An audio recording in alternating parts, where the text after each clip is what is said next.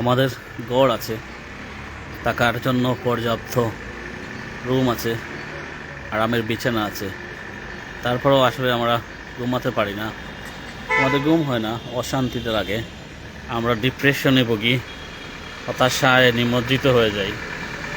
কী করব ভেবে পাই না। কিন্তু আপনি চিন্তা করেন এইসব মানুষগুলোর কথা, যাদের গড় নেই, বাড়ি নেই, পরিবারের কেউ নেই, দুনিয়ার সব কিছু থেকে বিচ্ছিন্ন। একটা বস্তা আপনারা জানেন, সেটা পেঁয়াজের বস্তা, এরকম চালের বস্তা, এই চালের বস্তার মধ্যে দিয়ে ওনারা আসলে পুরো রাত কাটিয়েছে। এখন সকাল হয়ে গেছে, তারপর তারা এই রাত কাটাচ্ছে।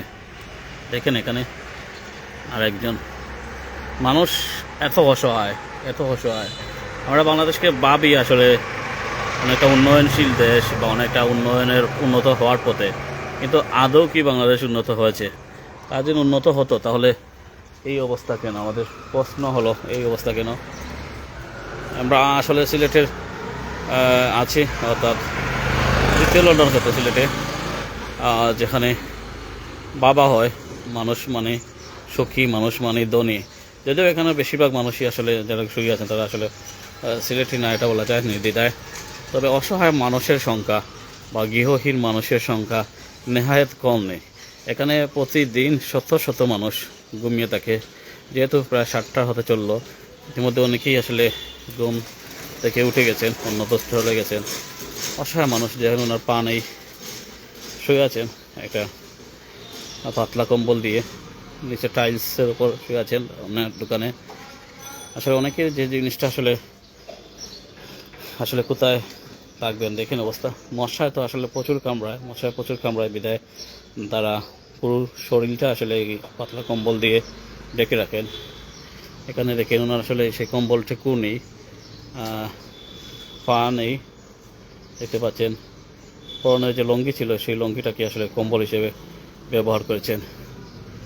আসলে এত বেশি মশার উপদ্রব থাকে যে মশার কারণে উনি একটি কয়েল জ্বালিয়েছেন পাশে। কিছুই করার নেই, জীবন এরকমই। জীবন আসলে কঠিন, আমাদেরকে শিক্ষা দেয় জীবন, আমাদের শিক্ষা দেয়, যা শিক্ষা দেয় তা থেকে আমরা শিক্ষা নেই না। আসলে আমরা যদি শিক্ষা নিতাম তাহলে আমরা হতাশায় ভুগতাম না, জীবন নিয়ে এত আফসোস করতাম না। আপনি যদি এইসব মানুষদের থেকে ভালো থাকে, নিঃসন্দেহে শুকরিয়া আদায় করেন মহান রাব্বুল আলামিনের কাছে, আলহামদুলিল্লাহ শুকরিয়া আদায় করুন। কেননা আপনার আমার জীবন যতটুকু মসৃণ সুন্দর সেটা তাদের বেলায় নাই। আমরা যদি এই পরিস্থিতির মধ্য দিয়ে থাকতাম তাহলে আমাদের বেলায় কী ঘটতো আমরা নিজেরা কল্পনা করতে পারি না। যে কথাটা বলতেছিলাম, বাংলাদেশে এরকম গৃহহীন মানুষের সংখ্যা কয়েক লাখ। তারা প্রতিদিন বিভিন্ন রাস্তাঘাটের যে দোকান আছে, দোকানের মোড়ে ঘুমিয়ে থাকে, রেল স্টেশনে, বাস স্টেশনের পাশে বা বিভিন্ন মাজারে তারা আসলে আশ্রয় নেয়। গৃহহীন মানুষের সংখ্যা এত বেশি যে সেটা বলার মতো নয়। আপনারা দেখেন, উনি একজন বৃদ্ধ মহিলা, উনি ঘুমিয়ে আছেন একটা দোকানের সামনে। আসলে যে কথা বলতেছিলাম, আমাদের অসহায়ত্ব বা আমরা কতটুকু অসহায় আমাদের দেশের মানুষ সেটা আপনারা ভাববেন। একটা দোকানের সামনে একটু পরেই দোকান খুলে ফেলবে, তখন তাদেরকে ঘুম থেকে উঠতে হবে।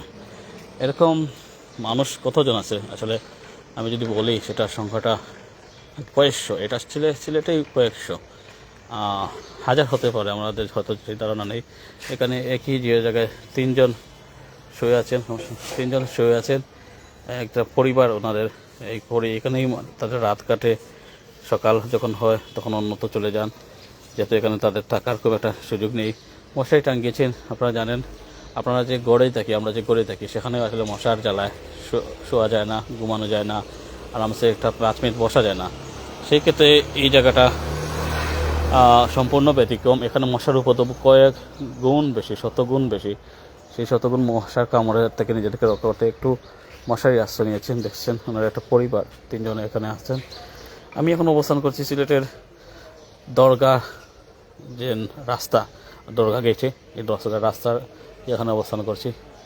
এখানে মূলত এই দৃশ্যটা দেখাচ্ছি। আপনারা দেখতে পাচ্ছেন এখানে সিলেটের দরগা শরীফ। আমি একটু জুম করে আপনাদেরকে দেখাই। এই দেখতে পাচ্ছেন সিলেটের দরগা শরীফ।